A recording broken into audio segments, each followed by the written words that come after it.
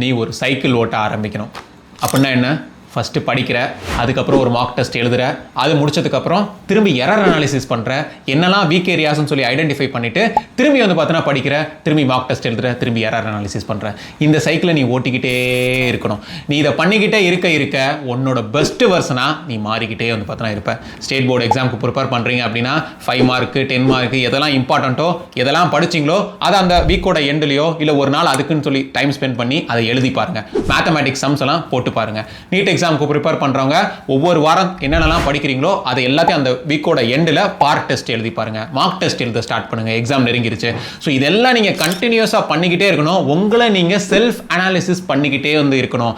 யாரும் உங்களுக்கு வந்து பார்த்தீங்கன்னா நீ இதெல்லாம் பண்ணிக்கிட்டு இருக்க இதெல்லாம் பண்ணிக்கிட்டு இருக்கேன்னு ஒன்று ஒன்றா ஊட்டி விட்டுக்கிட்டு இருக்க மாட்டாங்க. என்ன பண்ணணுங்கிறது தான் சொல்லுவாங்க. அதை பிடிச்சிக்கிட்டு நீ அதை எப்படி பண்ணுறன்னு சொல்லி கற்றுக்கிட்டு நீ செல்ஃப் அனாலிசிஸ் பண்ணிக்கிட்டே இருந்த அப்படின்னா நீ லைஃப்பில் பெரிய ஆளாக வந்து பார்த்தீங்கன்னா வந்துடுவீங்க. உங்களோட கோல்ஸ் எதுவாக இருந்தாலும் சரி அதை நீங்கள் கண்டிப்பாக அச்சீவ் பண்ணிடுவீங்க. அதுக்கு என்னோட வாழ்த்துக்கள். கங்க்ராச்சுலேஷன்ஸ்.